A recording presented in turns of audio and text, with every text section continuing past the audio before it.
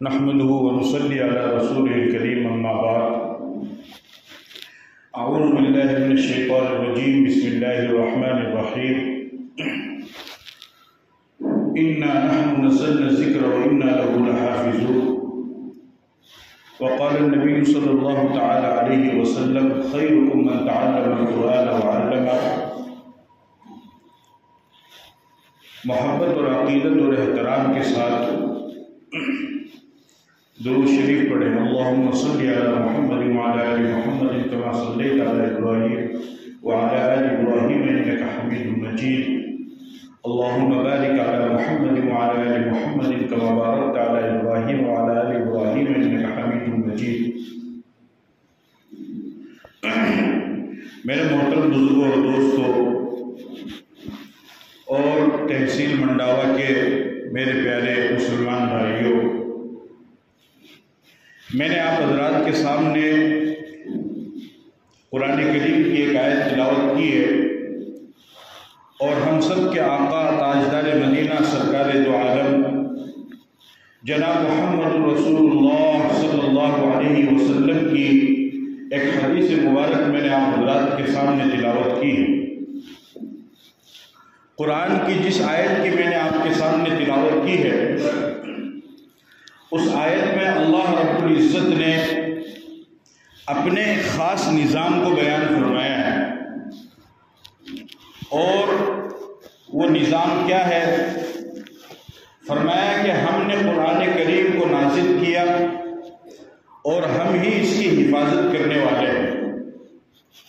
ہر مسلمان اس بات کو اچھی طریقے سے جانتا ہے، مانتا ہے، اور ہر مسلمان کا اس بات پر پختہ یقین ہے، ایمان ہے کہ قرآن کریم یہ اللہ کی کتاب ہے، جو اللہ رب العزت نے سید الملائکہ حضرت جبرائیل علیہ السلام کے ذریعے سے سید الانبیاء جناب محمد رسول اللہ صلی اللہ علیہ وسلم کی ذات اقدس پر نازل فرمایا ہے۔ قرآن کریم یہ اللہ کی برگزیدہ کتاب ہے، اللہ کی مقدس کتاب ہے، جو اللہ نے اپنے نبی کے اوپر نازل فرمائی، جس میں انسانوں کے لیے رشد و ہدایت کا ذریعہ جس کو اللہ تعالیٰ نے قرار دیا۔ اس کتاب یعنی قرآن کریم کے بارے میں اللہ نے اپنی اسی کتاب قرآن کریم میں فرمایا اِنَّا نَحْنُ نَزَّلْنَا الذِّكْرَ وَإِنَّا لَهُ لَحَافِظُونَ، کہ ہم نے قرآن کو نازل کیا اور ہم ہی اس کی حفاظت کرنے والے ہیں۔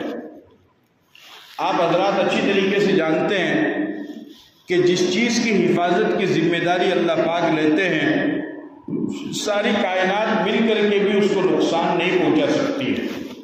اللہ تعالیٰ اس کی حفاظت فرما کر ہی رہتے ہیں۔ چنانچہ جب اللہ رب العزت نے قرآن کریم کی حفاظت کی ذمہ داری لی ہے، تو یہ بات تو طے ہو چکی ہے کہ قرآن کریم کی حفاظت اللہ پاک فرمائیں گے، اور پیغمبر کے اوپر نازل ہوئے اور پیغمبر کو دنیا سے گئے ہوئے آج تقریباً 1400 سال کا عرصہ بیت چکا ہے۔ آج تک قرآن کریم محفوظ ہے اور قیامت تک قرآن کریم اسی طریقے سے محفوظ رہے گا۔ کہو انشاءاللہ اسی طریقے سے محفوظ رہے گا، اس میں کوئی شک شبہ نہیں۔ کیوں؟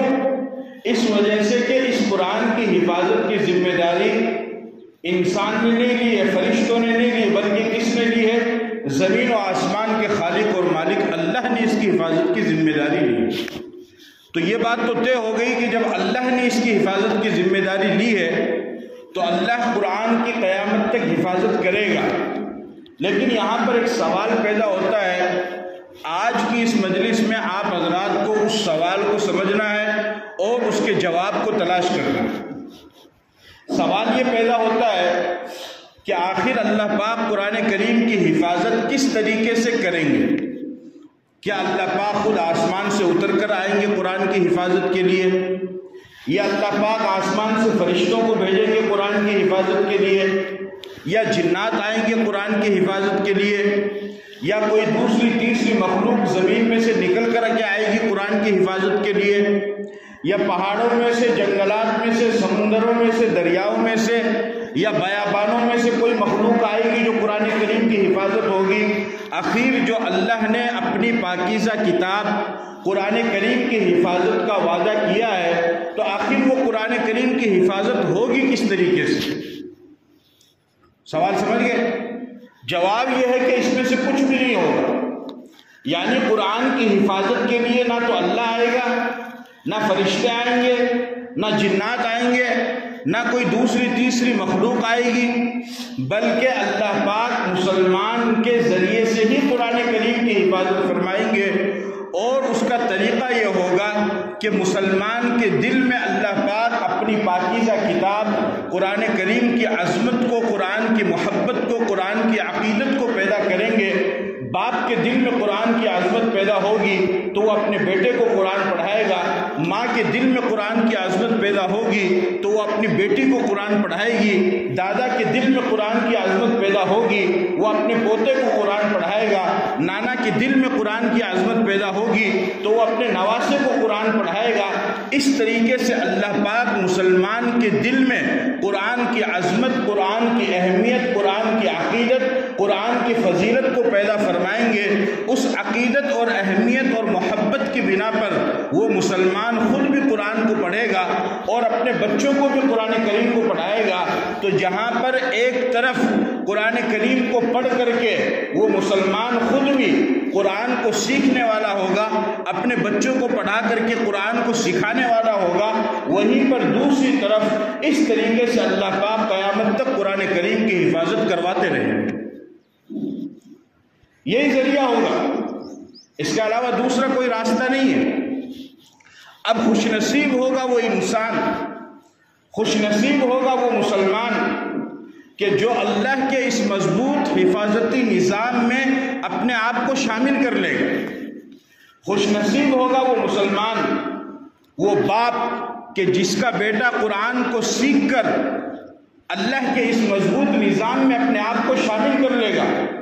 خوش نصیب ہوگی وہ ماں کہ جو اپنی بچیوں کو قرآن پڑھا کر اللہ کے اس مضبوط حفاظتی نظام میں اپنے کو اور اپنی بچیوں کو شامل کروا لے گی. یہ اس مسلمان کے لیے خوش قسمتی اور خوش نصیبی کی علامت ہوگی. یہ بہت بڑی بات ہے، یہ کوئی معمولی بات نہیں، یہ بہت بڑی بات ہے. چنانچہ حدیث کے اندر آتا ہے، نبی پاک صلی اللہ علیہ وسلم نے ارشاد فرمایا، من قرأ القرآن وعمل بما فيه البس الله تعالى والديه تاجا يوم القيامة ذوقه احسن من ذوق الشمس في بيوت الدنيا فما ظنكم بالذي عمل بهذا. فرمایا کہ جس نے قرآن کو پڑھا اور اس پر عمل کیا، اس کے ماں باپ کو قیامت کے دن اللہ پاک ایسا روشن تاج پہنائیں گے کہ اس کی روشنی سورج سے بھی زیادہ ہوگی. یعنی جب رات آتی ہے تو رات کے اندھیرے کو دور کرنے کے لیے پہلے تارے آتے ہیں، لیکن تاروں کی روشنی اتنی زیادہ نہیں ہوتی کہ جس سے اندھیرا دور ہو جائے. پھر اس کے بعد کچھ وقت گزرنے کے بعد اس رات کے اندھیرے کو دور کرنے کے لیے چاند آتا ہے، لیکن چاند کی روشنی بھی ناکافی ہوتی ہے، وہ رات کے اندھیرے کو دور نہیں کر سکتی ہے. پھر صبح کے وقت میں اس اندھیرے کو ختم کرنے کے لیے سورج آتا ہے. سورج کے آنے کے بعد رات کا اندھیرا مکمل طور پر ختم ہو جاتا ہے. اب کسی بھی چیز کی ضرورت نہیں ہوتی ہے، کسی دوسری روشنی کی ضرورت نہیں ہوتی ہے. سورج کے نکلنے کے بعد تمام طرح کی روشنیاں بند کر دی جاتی ہیں، بجھا دی جاتی ہے، شمع بجھا دی جاتی ہے، لائٹ بند کر دی جاتی ہے کہ بھئی سب سے بڑی روشنی والا سورج وہ نکل چکا ہے، اب چھوٹی موٹی روشنی کی ضرورت نہیں ہے، لہٰذا ان کو بند کر دو. اللہ کے نبی نے ارشاد فرمایا کہ جو مسلمان قرآن پڑھے گا، اس پر عمل کرے گا، قیامت کے دن اللہ پاک اس کے ماں باپ کو ایسا روشن تاج پہنائیں گے کہ اس کی روشنی سورج سے بھی زیادہ ہوگی. اس کی روشنی سورج سے بھی زیادہ ہوگی.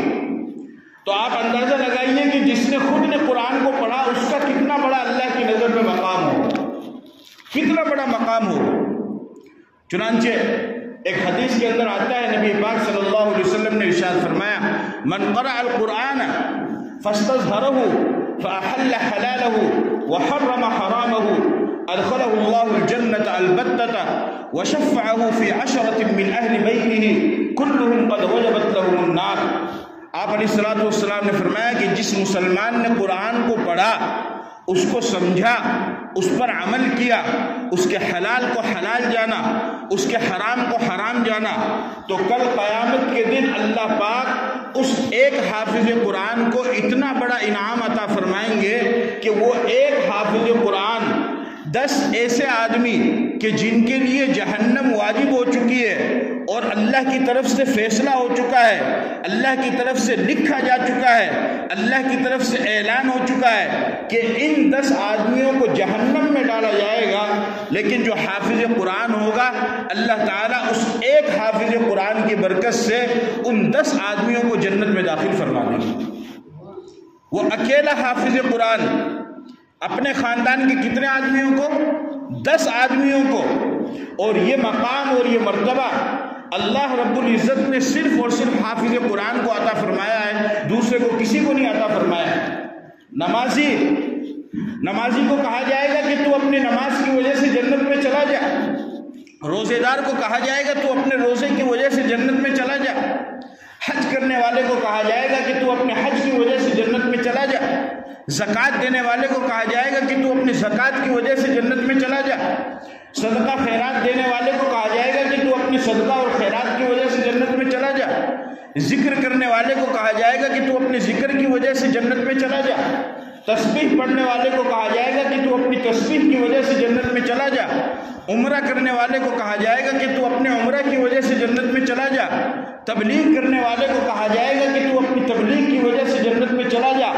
جتنے بھی نیک اعمال ہیں ان نیک اعمال کو کرنے والے ہیں، ان تمام نیک اعمال کو کرنے والوں کو یہ کہا جائے گا کہ تم اپنی نیکیوں کی وجہ سے اکیلے جنت میں چلے جاؤ، لیکن جو حافظ قرآن ہوگا، کہ جس شخص نے اللہ کی پاکیزہ کتاب، اللہ کے پاکیزہ کلام قرآن کریم کو اپنے سینے کے اندر اتارا ہوگا، اور جس نے قرآن کریم کو حفظ کیا ہوگا، الحمد سے لے کر والناس تک پورے قرآن کو اپنے سینے میں اتارا ہوگا، جب اس حافظ قرآن کا نمبر آئے گا تو اللہ پاک فرمائیں گے کہ اے میرے بندے، تو نے میرے قرآن کو اپنے سینے میں اتارا، تو نے میرے قرآن کا حفظ کیا، تو حافظ قرآن بنا، تیرا مقام بہت بلند ہے، تیرا مرتبہ بہت زیادہ ہے، اور اتنا بڑا مرتبہ ہے کہ تو اکیلا اپنی نیکی کی وجہ سے جنت میں نہیں جائے گا، بلکہ یہ تیرے خاندان کے 10 آدمی ہیں، ان کے لیے جہنم کا فیصلہ ہو چکا ہے، ان کو کوئی پوچھنے والا نہیں ہے، ان سے کوئی سوال کرنے والا نہیں ہے، ان کی کوئی سفارش کرنے والا نہیں ہے، ان کو کوئی بچانے والا نہیں ہے، اب ان کو جہنم میں ہی جانا پڑے گا، لیکن چونکہ دنیا میں تو نے قرآن کریم کو حفظ کیا تھا تو تجھے میں یہ اختیار دیتا ہوں، تجھے میں یہ آفر دیتا ہوں، اور تیرے سامنے میں یہ بات رکھتا ہوں کہ تو ان کو اگر لے کر جانا چاہے تو لے کر کے چلا جا۔ چنانچہ ایک حافظ قرآن 10 آدمیوں کو اپنے ساتھ جنت میں لے کر کے جائے، ایک حافظ قرآن۔ اب جب اس فضیلت کو لوگ سنتے ہیں تو ان کے دل کے اندر جذبہ پیدا ہوتا ہے کہ یار یہ تو بہت بڑی چیز ہے، میں تو میرا ہی بنتا ہوں، میں تو آج میرا پڑھا ہے۔ اب ہمارے بزرگ جب یہ بات نے سنا ہے، اب بھی قرآن شریف حفظ کرنا بھی چاہو تو کون کر سکے، کیونکہ عمر نکلے بعد میں تھوڑا دماغ بھی کمزور ہو جاوا، زبان بھی موٹی ہو جاوا ہے، پھر بھی ارادہ کرے کہ میں آپ کی اولاد میں پڑھاؤں، تو اولاد کا تو ماشاءاللہ آج کل تھا نا، میں میرا 20 سال کے بعد میں خود کا ہی ٹھکان ڈھونڈ سکوں، آج کل اولاد کی بھی کون سنے، بہت کم لوگ ہیں جو ماں باپ کے فرما بردار نہیں، تو اکثر تو نافرمان ہوئے۔ تو اب بنا کے دل میں جذبہ پیدا ہوا، لیکن وہ جذبہ پیدا ہو کے دل میں ختم ہو کر رہ جاؤ۔ اب بے اگر یہ فضیلت نہ حاصل بھی کرنا چاہو تو بنا سمجھ میں آؤ گا کیا فضیلت حاصل کرا، مبی کا طریقہ تھا نا بتا رہے۔ اگر آپ اس فضیلت کو حاصل کرنا چاہتے ہیں تو اس کا ایک طریقہ ہے، وہ طریقہ سب سے بہتر تو یہ ہے کہ آپ خود قرآن کو پڑھیں، اور اگر آپ نہیں پڑھ سکتے ہیں اپنے بچوں کو پڑھائیں، اپنے بچوں کو نہیں پڑھا سکتے ہیں تو اپنے خاندان میں تو کسی نہ کسی کو ضرور پڑھائیں۔ ہر خاندان میں کم از کم ایک حافظ قرآن تو ہونا ہی چاہیے، تاکہ ایک حافظ قرآن 10 کو اپنے ساتھ جنت میں لے کر کے چلا جائے، ہر خاندان میں۔ اب لوگ تعریف تو کرتے ہیں، ہمارا خاندان میں اتنے ڈاکٹر صاحب ہیں، ہمارا خاندان میں اتنے انجینئر ہے، ہمارا خاندان میں اتنے فورمن ہے، ہمارا خاندان میں اتنے مالدار ہے، بہت اچھی بات ہے، خوش قسمتی کی بات ہے، اللہ اور بھی دے۔ لیکن یاد رکھو کہ یہ لوگ اکیلے جنت میں جائیں گے اگر انہوں نے نیک زندگی گزاری، کسی کو لے کر کے نہیں جائیں گے۔ سمجھ رہے بات کو؟ نمازی ہے، روزے دار ہے، شب بیدار ہے، کچھ بھی ہے، یہ لوگ اکیلے جنت میں جائیں گے۔ اگر 10 آدمیوں کو اپنے ساتھ کوئی جنت میں لے کر کے جائے گا تو وہ صرف اور صرف حافظ قرآن ہے۔ تو یہ بتاؤ کہ آپ کے خاندان میں حافظ قرآن کتنے ہیں؟ اور اگر یہ بھی نہیں ہو سکتا ہے تو جہاں کہیں پر بھی دینی ادارے بنے ہوئے ہیں، دینی درسگاہیں بنی ہوئی ہے، جہاں پر قرآن کی تعلیم دی جاتی ہے، جہاں پر حدیث کی تعلیم دی جاتی ہے، جو دینی مدرسے ہیں جہاں پر معصوم بچے قرآن کی تعلیم حاصل کرتے ہیں، قرآن کو سیکھتے ہیں، قرآن کو پڑھتے ہیں، اگر آپ ان کا تعاون کریں اور اگر آپ کے تعاون سے کوئی ایک بچہ بھی حافظ قرآن بن گیا تو یاد رکھو میرے عزیزو، دنیا میں برکت اور آخرت میں مغفرت کے لیے کافی ہوتے ہیں۔ اگر آپ کے تعاون سے ایک بچہ بھی حافظ قرآن بن گیا تو آپ کے لیے نجات کا ذریعہ بن جائے گا، مغفرت کا ذریعہ بن جائے گا۔ الحمدللہ ہم ایسے کئی لوگوں کو جانتے ہیں کہ ماشاءاللہ انہوں نے اپنے خرچے سے نہ جانے کتنے بچوں کو حافظ قرآن بنا دیا، کسی نے 1 بنایا، کسی نے 2، کسی نے 5، کسی نے 10، کسی نے 20۔ آپ خود ایمانداری کے ساتھ بتائیے، اگر کسی حاجی صاحب نے، جس کو اللہ نے نواز رکھا ہے، جس کو اللہ نے دیا ہے، اگر وہ اپنے خرچے سے، اپنے تعاون سے، اگر اس کے تعاون سے 5 بچے بھی حافظ قرآن بن گئے تو آپ یقین مانیے اگر ایک بچہ بھی حاجی صاحب کا ہاتھ پکڑ کر کے اپنے ساتھ جنت میں لے گیا، بتاؤ اس سے بڑی خوش قسمتی کی بات اور کیا ہوگی؟ کہ انسان آخرت کے عذاب سے بچ جائے گا، انسان قبر کے عذاب سے بچ جائے گا، انسان جہنم کے عذاب سے بچ جائے گا۔ اس سے بڑی خوش نصیبی کی بات اور کچھ بھی نہیں ہو سکتی۔ لہذا پہلا طریقہ تو وہ ہے جو میں نے آپ کو بتایا، اور اگر وہ نہیں ہو سکتا ہے تو پھر اس طریقے کو اپنائیے کہ جہاں کہیں پر بھی دینی مدرسے بنے ہوئے ہیں، دینی ادارے ہیں، دینی درسگاہ ہیں، ان کا زیادہ سے زیادہ آپ تعاون کیجئے۔ اگر آپ کے تعاون سے جو بھی آپ کا تعاون ہو جائے گا، ایک بچہ قیامت کے دن حافظ قرآن کھڑا ہوگا اور وہ کہے گا کہ اللہ یہ ہمارے منڈاوا کے بھائی صاحب ہیں، ماشاءاللہ انہوں نے اپنے طور پر تعاون کیا تھا اور وہ امداد ہمارے کام آئی تھی اور میرے حافظ قرآن بننے میں اس کا سہارا لگا تھا، اے اللہ تو اس کی مغفرت کر دے۔ اس کے کہنے سے اللہ پاک مغفرت فرما دیں گے۔ یہ بہت بڑی خوش نصیبی کی بات ہے۔ اب آخری بات کہہ کر میں اپنی بات ختم کرتا ہوں چونکہ وقت بھی ہو چکا ہے، کہ دیکھیے کل شیء یرتبط بالقرآن فیشبہ عظیم، ہر وہ چیز جو قرآن کے ساتھ لگ جائے تو وہ عظیم ہو جاتی ہے، وہ بڑی ہو جاتی ہے۔ جو چیز بھی قرآن کے ساتھ لگتی ہے وہ بڑی بن جاتی ہے۔ چنانچہ آپ دیکھیے قرآن کو اتارنے والا کون؟ بولو بھائی، اللہ۔ تو اللہ سب سے بڑا، اور جس کے ذریعے سے قرآن کو اتارا گیا وہ کون؟ جبرائیل۔ تو جبرائیل علیہ السلام تمام فرشتوں کے سردار، وہ فرشتوں کے بڑے، اور جن کے اوپر قرآن اتارا گیا وہ کون؟ ہمارے نبی محمد صلی اللہ علیہ وسلم۔ آپ تمام نبیوں کے سردار، آپ سب نبیوں میں بڑے، سب سے بڑے۔ اور جس مہینے میں قرآن اتارا گیا وہ کون سا مہینہ؟ رمضان کا مہینہ۔ رمضان کا مہینہ باقی تمام مہینوں کا سردار۔ اور جس رات میں اتارا گیا وہ کون سی رات؟ شب قدر والی رات۔ شب قدر کی رات تمام راتوں کی سردار۔ تو اتارنے والا اللہ وہ بھی سردار، جس کے ذریعے سے قرآن اتارا گیا جبرائیل وہ بھی سردار، جس نبی پر اتارا گیا وہ بھی سردار، جس مہینے میں اتارا گیا وہ رمضان کا مہینہ سردار، جس رات میں اتارا گیا وہ شب قدر والی رات تمام راتوں کی سردار۔ معلوم یہ ہوا کہ جو مسلمان اس قرآن کے ساتھ جڑے گا اور اپنے آپ کو اور اپنے بچوں کو اس قرآن کے ساتھ جوڑے گا، اللہ اسے بھی دنیا اور آخرت میں سردار بنا دے گا، کیونکہ یہ اللہ کا نظام ہے۔ اللہ اسی طریقے سے کرتا ہوا ہے۔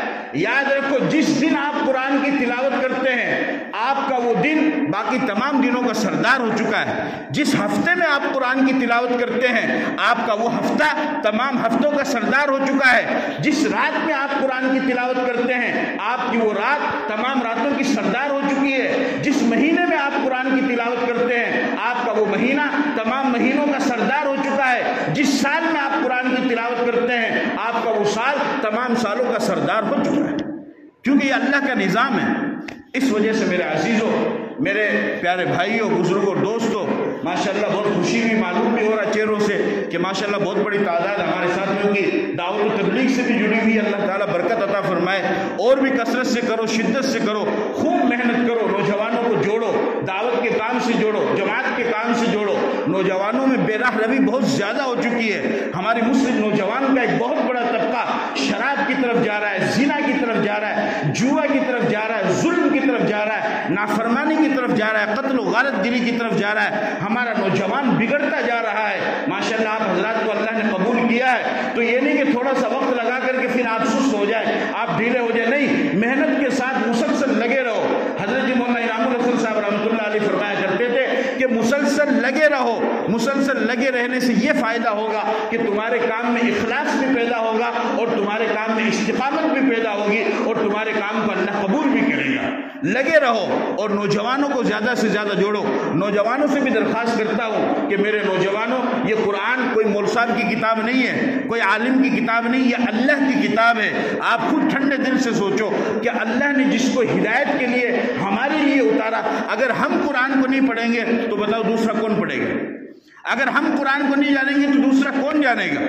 और फिर कितनी बड़ी खुशनसीबी, बदबख्ती की अलामत होगी कि अल्लाह ने इतने बेहतरीन और आज़मत के साथ में अपनी किताब कुरान करीम को उतारा, अगर हमने अपनी ज़िंदगी में कभी उस कुरान को पढ़ा ही नहीं, उसको खोल करके देखा ही नहीं, किस नाम के हम मुसलमान? हाँ, बल्कि मैं तो ये कहता हूँ कि जो दावत के साथी दावत के काम से जुड़े हुए हैं, थोड़ा सा वक्त निकाल करके वो भी कुरान को पढ़े, कुरान को पढ़ो, कुरान को समझो कि अल्लाह मुझसे कह क्या रहा है। इतना सुकून मिलेगा, इतनी रूहानियत मिलेगी कि आप उसका अंदाज़ा नहीं कर सकते। तो आप हजरात इस पर अमल करेंगे इंशाअल्लाह, अपने बच्चों को भी पढ़ाएंगे, बच्चियों को भी पढ़ाएंगे। अल्लाह का शुक्र अदा करो कि अल्लाह ताला ने आप हजरात के लिए इस मौके पर, इस जगह पर ये मस्जिद बनवा दी है। बहुत खुशी की बात, इस मस्जिद को भी आबाद करो। असल मस्जिद का नक्श निगार नहीं है, असल तो है मस्जिद की आबादी।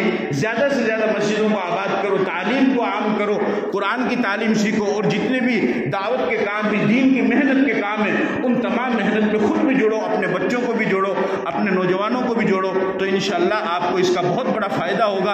और अल्लाह ने जो एक मजबूत हिफाजती निज़ाम बनाया है कुरान की हिफाजत का, उसमें अपने आप को भी शामिल करो, अपने बच्चों को भी शामिल करो। ना जाने किसकी दुआ से, किसकी बरकत से क़यामत के दिन आपकी सिफारिश हो जाए और आपके लिए जन्नत का फैसला हो जाए। इसलिए आप सब हज़रात इस पर तवज्जो देंगे, मुझे उम्मीद है। अल्लाह ताला आपकी इस मस्जिद को भी कबूल फरमाए, आपके तमाम नेक अमाल को कबूल फरमाए, आपकी रोज़ियों में खैर बरकत अता फरमाए और कुरान को हमें अपनी ज़िंदगी में उतारने की तौफीक अता फरमाए।